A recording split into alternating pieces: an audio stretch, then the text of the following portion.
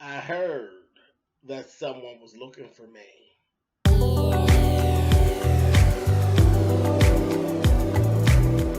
And I'm like, come on through, Cookie. I want to put my soapbox. That's basically it. Let's talk about drag and all its forms.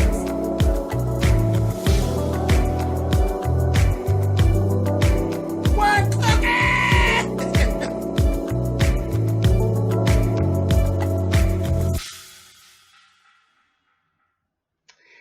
Hey guys, I thank you for clicking on the video. This is actually going to be a tag video. You all know I love tag videos, but I haven't done one for quite a while.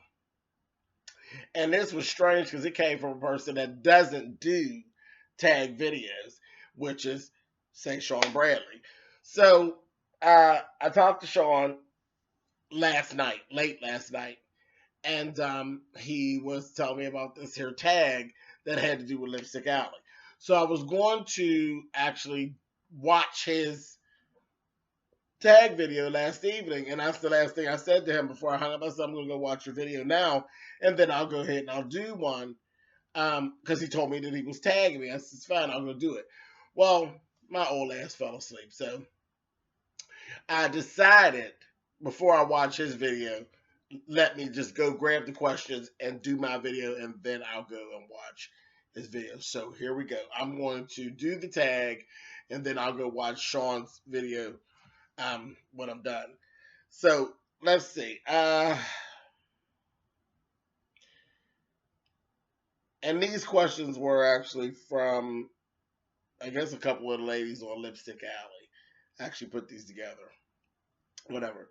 Number one, what's up with YouTubers telling people if you associate with certain people, you can't associate with me?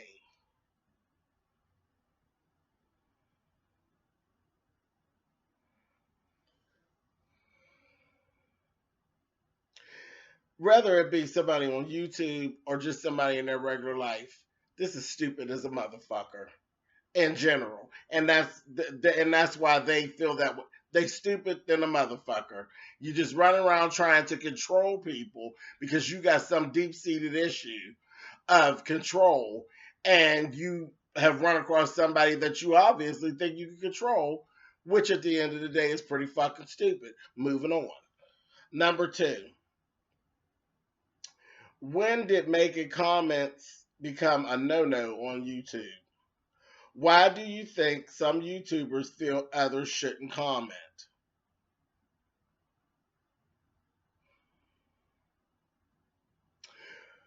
There's no problem with commenting. You comment because that's what the comment section is there for.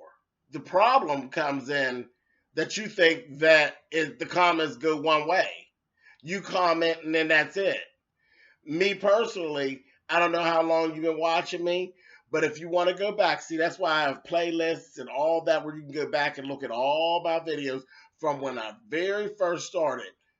First video, I put it out there. I told you this is a place to come and we can discuss and have a good fun back and forth, discussing things with each other and sharing things with each other. But this is not a place for you to come and fucking try to beat me up. I warned everybody of that from the door. So everybody has had the exact same warning from the door. This is not a place for you to beat James up. If you come and you comment on anything and your comment is an attack, I'm going to attack you back.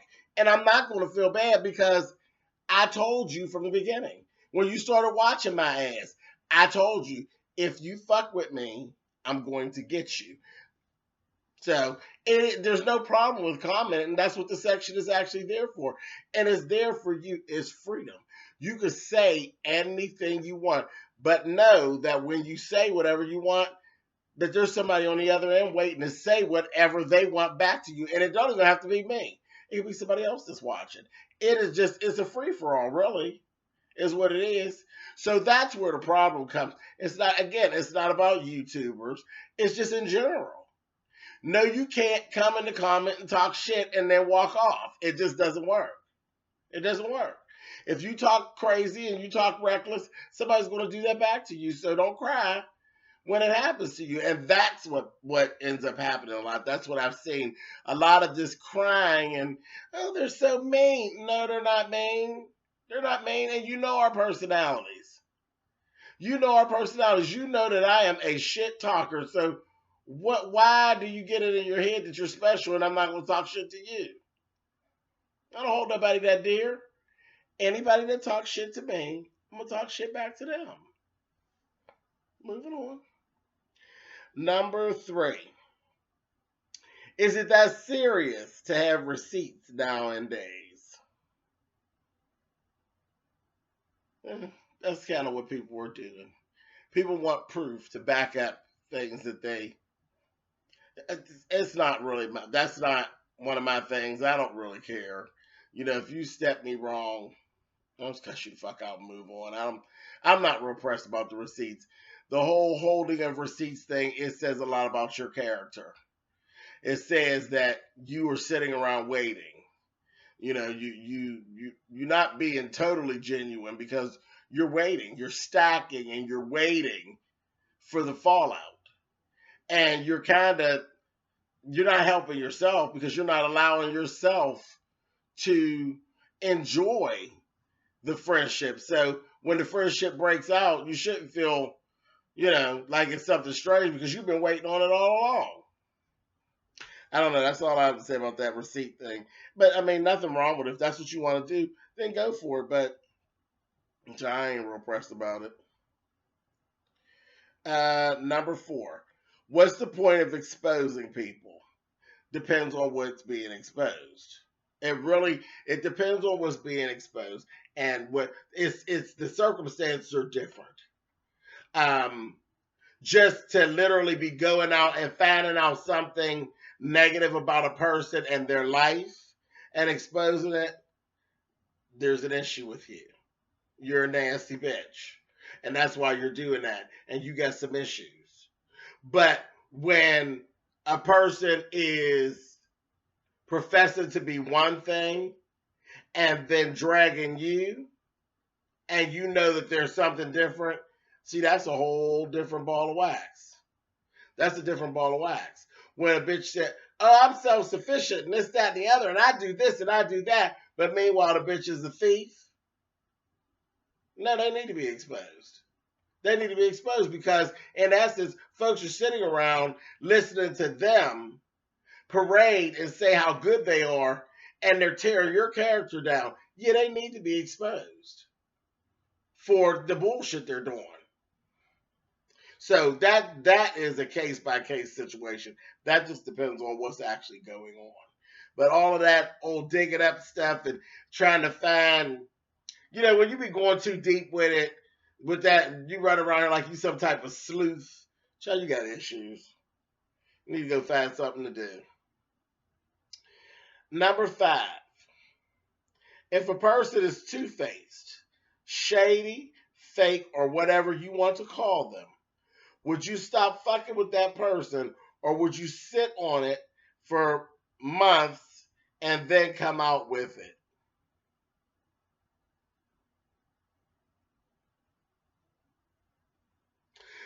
I'll sit on it because everybody deserves a chance.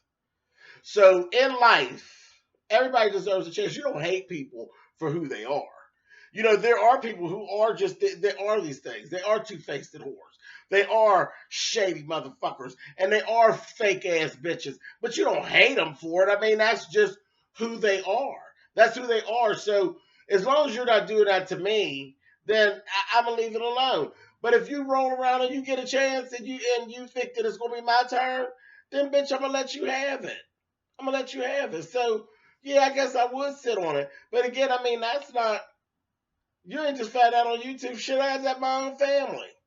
And if I give it to the family, then ain't nobody I met on YouTube no different. But no, I don't think that it is what it is. You got to take everybody for it is what it is. That's called protecting yourself. You're supposed to go in with your eyes open. You have your eyes open. You see it, and you see all the signs. You see all the signs. You know what I mean? You see the signs. You do. You start seeing them early on, And it's which ones you can deal with and which things that you can't deal with. Because there's some things that are easier to be dealt with by you, and some things that you're just not going to deal with. But I don't think you hate a person for who they are. And then once they do something, they step out of line, then you got to get them either back in line or yank that bitch's head off. It just is what it is. But I give them a chance to be right. And then if they don't be right, then I get them. Take them, throw them back into the swamp. Number 6. Do you think some of these YouTubers are bullies? No, I don't. No, I don't. I've been labeled as like a bully, and I haven't bullied anybody. All I've ever done, all I've ever done is defend myself. I've never bullied anyone. So the thing is, it just seems when your tongue is sharper, when you're easy, you find it easy to read a motherfucker. When you know how to get a motherfucker up off your back, you can sometimes be labeled as a bully. I'm not a bully, and I don't bully anybody, and I haven't bullied anybody. What I have done is gotten a few motherfuckers up off my back, and I'll continue to do that. Moving on.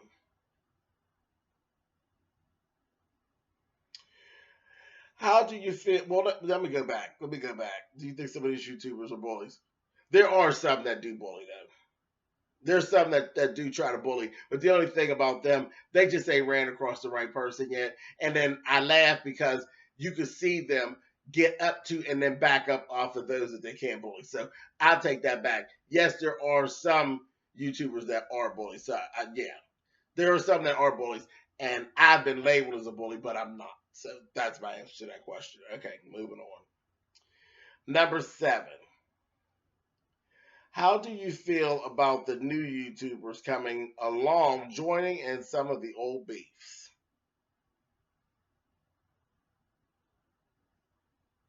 I don't feel no kind of way about it. I really don't. You can come along and you can do and say, again, it's a free for all.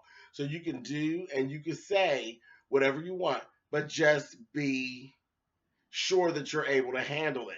Check it all out. Go back and see who's all involved with that beef. Because again, there's somebody 9 times out of 10 in that beef that's going to wrangle your ass too. So you kind of want to make sure that you know what you're signing up for. It's really none of their business, but people do it all the time. They insert themselves into beefs that have nothing to do with them. And that's really their Pennsylvania privilege. Go on and put yourself in there. But then just know there's somebody waiting on you, and cut your motherfucking head off. But, that's it. If you can handle it, go for it. Number 8. Are you the type of person that tells what you've done for a person once the two of you have stopped being friends? That's fun. Um, I'm not. I've been accused of that as well, but I'm not. I am not. If whatever happened during the friendship happened during the friendship, whatever I gave you during the friendship, I gave you during the friendship, and it's fine. Now listen to what I just said. Whatever I gave you during the friendship, I gave you. Whatever I did for you during the friendship, I did for you. Not whatever the fuck you took from me. Moving on. Number 9. How do you feel about minions? The YouTuber that makes 50 videos defending another YouTuber that haven't so much as coughed their name.